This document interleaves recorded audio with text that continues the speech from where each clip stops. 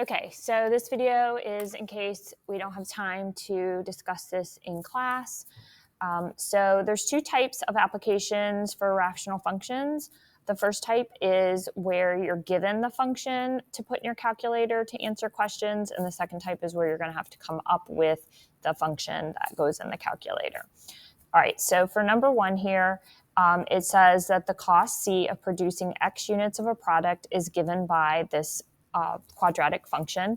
The average cost function is what you're given, the quadratic function divided by X. And then it says X has to be greater than 0 because if we're producing X units, then we can't produce negative units. And our cost function that we're given has X in the denominator, and we can't divide by 0, so it has to be greater than 0, and it can't equal to 0.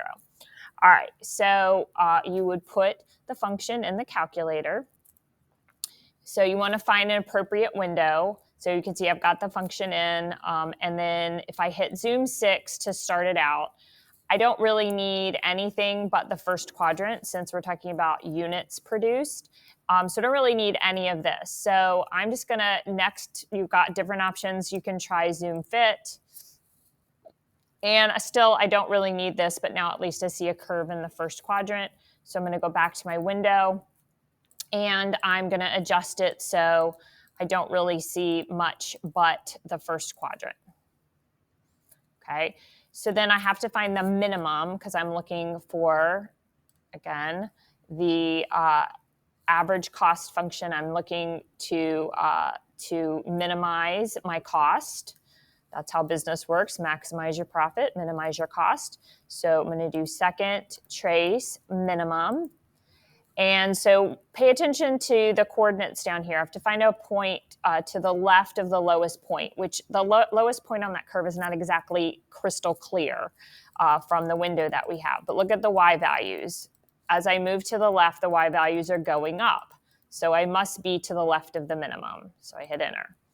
Now it wants to the right of the minimum. So again, focus on those y values as I've moved the cursor to the right. They're decreasing, but I'm not going to be on the other side of the minimum until they start to increase again. Okay, now they're starting to go up again, so I must be to the right of the minimum. Hit enter when it says guess. Okay, so on that curve, that doesn't look like that is the lowest point, but it's just the window that we've chosen. So our minimum is 5, 12. So you can see that I wrote that down right here. And what that means is the X value is the units produced. So we're talking about producing 5 units, and the Y value represents the minimum cost. So the minimum cost that we can have is $12 if we produce 5 units.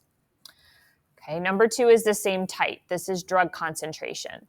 So they've given you the function. This is supposed to represent the concentration of a chemical in the bloodstream T hours after injection into the muscle tissue. So when you take any kind of medication, whether you take it, with some water or it's an injection or however it's delivered, it normally takes a little bit of time to get into your bloodstream, and then so it doesn't have its maximum potency immediately. It takes a little bit of time to reach that, and then once it hits its maximum potency, then it starts to wear off over time. Okay, so that function right there, it says determine the horizontal asymptote. So that is step 3 of your 6 steps for graphing. So limits to infinity, rule 1 would tell us the horizontal asymptote is y equals 0. And that just means as time passes, the concentration of the drug approaches 0, which should make sense, right? So if you put this function into the calculator, so let me turn this first one off. Turn the second one on. Okay, so if I go back to zoom 6, just a starter window, again, I only really need this first quadrant. So I'm just going to adjust my window. I don't really need to see much over here, and I don't need to see much here. And the curve looked pretty low, so I'm actually going to adjust that down as well. Okay, so this represents that the chemical is injected into your bloodstream, and then it starts to enter the bloodstream, and then over time it will reach its maximum potency and then start to decrease over time as well. And we're looking for when does it hit its maximum potency. So we're going to do our look for our maximum. So we need to point to the left. So you can see as I move to the left, those Y values are decreasing, so I must be to the left of the maximum. Watch the Y values as I move to the right. I'm not going to be past the maximum until I can see them start to decrease. So I've got like 0.46, and now I'm back to 0.45, 0.44, so I must be on the other side. Hit enter when you see gas. So I have my maximum that I would write down right here. Okay, so I wrote that down right here. That represents the max concentration is the 0.462, and that is approximately 4.486 hours after it's injected. Okay, remember that if time is part of your information, then that would be your independent variable. So that would always be what X is representing, and the Y value is the amount of the chemical in your bloodstream. Okay, and then it says determine when is the concentration less than 0.345. So the concentration is the Y coordinate. So I'm going to go back to the graph. I am going to graph the 0.345 along with my curve, and I'm going to look for the intersection points. So if I do second trace intersect, enter, it's given me this intersection, which I'm going to write down. And then I've got another intersection over here to find. I need to move my cursor. If I don't move it, it's just going to keep giving me the same intersection. Don't have to be on it, just to be closer to it. Enter. And there's my second intersection. So from the time it's injected to 2.645 hours, and then 8.322 after hours and after is where it intersects. And so these are the times when the concentration is less than 0.345. Okay, so then you have the part where you have to come up with the equation. So this is a little more involved. So I'm going to frame this as a primary and a secondary equation. We've seen ones like this before, not necessarily this year, but we do them in magnum-advanced algebra when we talk about maximizing and minimizing. We don't call them primaries and secondaries, but basically our secondary is an equation that we can write with the information that gives us some sort of values we can input. And then what has to go in the calculator is your primary. So whatever it is they're asking you to find, that's your primary and what has to go in the calculator. The problem is going to be that the thing that we need to put in the calculator is going to have too many variables. So we use our secondary equation and solve it for one of the variables. So we have a substitution to make into the primary so that we can put it in the calculator.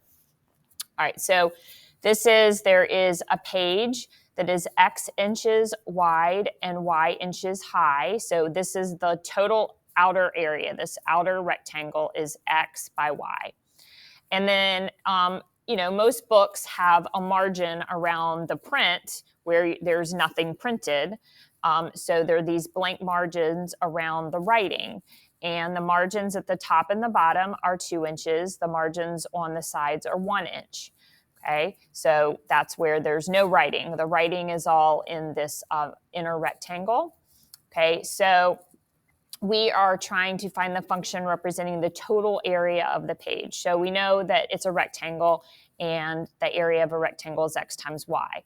That's what we're trying to find. So that's our primary. But all we know is that the page is X by Y, and so that can't go in the calculator. There's 3 variables. We've got a limit of 2 variables for what goes in the calculator.